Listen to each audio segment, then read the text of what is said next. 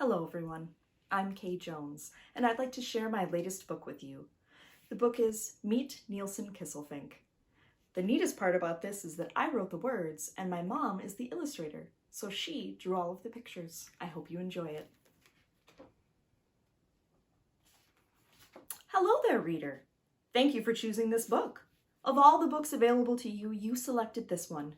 Surely you will greatly enjoy it. Well, I suppose you'd like to meet the main character in this story. Turn the page. This is Nielsen Kisselfinke. Yes, Kisselfinke. It's okay. It takes most people a few times to get it right. Nielsen was born in England. Elephant, to be precise. No, he was not born in an elephant. Elephant is a place. Actually, it's called Elephant and Castle. No, he was not born at a zoo that's inside a castle. Elephant and Castle is a place in the country of England. Anyway, Nielsen was born in Elephant, an area in the city of London. When he was a boy, he would go to St. James Park to have a picnic lunch and read a good book. Can you spot him? That's him on the bench there. Yes, Nielsen wore a top hat even then. Anyway, Nielsen has always loved to read. Reading became one of his passions early on, as his mother often read to him from storybooks at bedtime. His father also enjoyed reading to Nielsen, usually sharing the latest news in the Evening Standard, an important London newspaper. As a result, Nielsen grew up loving the printed word in all its forms. Learning to read earlier than most children, he read every word he could, greedily deciphering words on signs, in theaters, at the market, anywhere and everywhere he went. Because Nielsen loved books and words so much, he frequently visited the library. He went as often as he could. The librarians all knew him by name and offered book suggestions when Nielsen stopped by for a visit. As Nielsen grew, he started in school. His classmates found him quite amusing. They especially liked to poke fun at how he dressed. Now don't start feeling bad for Nielsen. He never felt bad for himself. Showing kindness to all, he wasn't afraid to be who he was and accept others for who they were. Shortly after Nielsen's 12th birthday, his parents announced that the family would be moving across the ocean to the United States. Nielsen was very curious about this new place called Neenah, Wisconsin, where he would be living from now on. Wisconsin? Oh, haven't you heard of that state? Wisconsin is located in the Midwest of the United States. It is famous for things like cheese, cranberries, and cows. Yes, cows. Also, have you ever heard of the Green Bay Packers? The Packers are a football team in Wisconsin, in Green Bay, Wisconsin, to be exact about it, which is not too far from Neenah. Nielsen moved to Neenah the summer after the football stadium in Green Bay was renamed Lambeau Field in honor of the well-loved coach Curly Lambeau. Hold on. We've gone a bit off track here. If you want to learn more about the Green Bay Packers, you can find books and websites for more information. But let's get back to the story at hand. After moving to Neenah, the very first thing Nielsen insisted on doing was locating the local library and signing up for a library card. Nielsen's parents, Gerda and Reginald, loved their son for who he was and encouraged him to pursue his interests.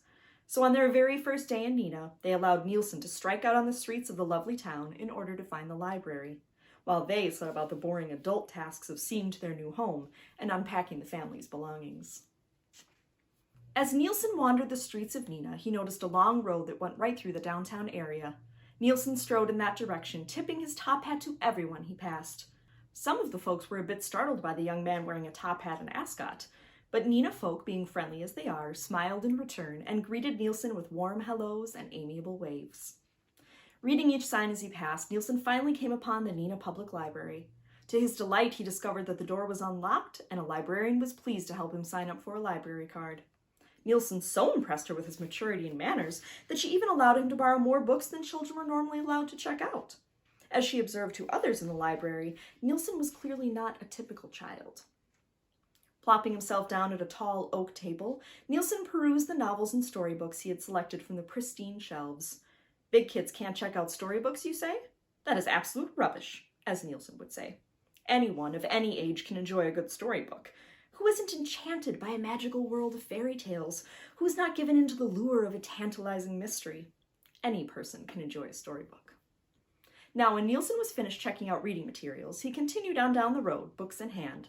When he reached the end of the road on which he'd begun his travels, he was enchanted by the beautiful Lake Winnebago that lay before him. The lake was surrounded by lovely trees and a park, not to mention the lighthouse perched on the edge of the shore.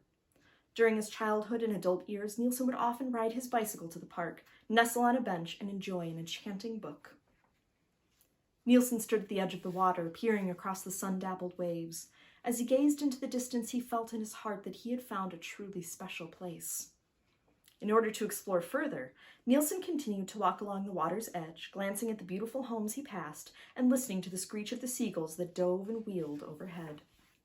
In the lawn of one of the elegant homes Nielsen passed, there were two children sitting together.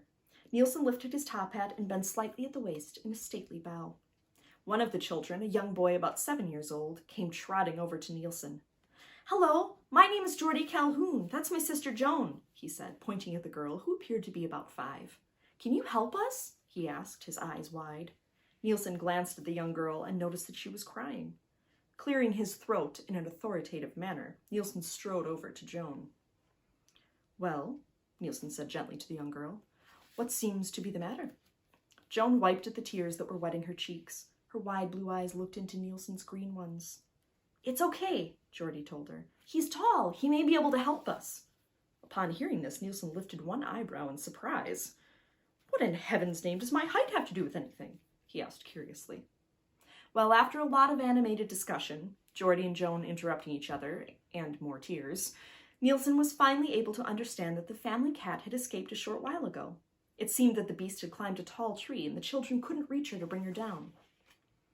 Upon inspection of the tree and the feline, Nielsen told the brother and sister that he would be happy to assist them. "Do you need a boost?" Geordie asked. Nielsen gave him a sideways glance. "I will not be climbing this tree, young man," he said sternly. Geordie's face fell in disappointment. Truth be told, the young lad had been eager to see this tall stranger climb the tree to see if his top hat would fall off. Young Kisselfinke instructed Joan to fetch some tuna fish or sardines from the kitchen. The little girl scampered off into the house to do as she was told. Upon returning with a small container, Joan explained that her mother had made tuna salad for lunch just yesterday. Dismissing this information with a dignified sniff, Nielsen carefully removed the lid from the container. Placing it at the base of the tree trunk, Nielsen stepped back and motioned for the children to follow. After a moment's time, the cat leapt from one branch to another, finally jumping to the ground below. Darting a glance at Nielsen, Geordie, and Joan, the feline cautiously crept toward the container. Then, abandoning all reservation, she began to gobble the tuna fish ravenously. "Now," Nielsen said softly, "would be a good time for one of you to get a hold of that beast and bring it inside." You see, Nielsen could not take the cat himself because he was allergic. Sneezing, as you must know, is very undignified. Just then, a boy who looked to be about Nielsen's age emerged from the back door of the house. Upon seeing a stranger with his younger siblings, he hustled across the lawn. Little did Nielsen know that this person was going to be his very best friend, Freddie. "Oh dear, it appears as though we've run out of pages. It would seem that you will have to learn about Freddie another time, in another book. I do hope you have enjoyed meeting Nielsen Kisselfinke." Thanks for enjoying the story.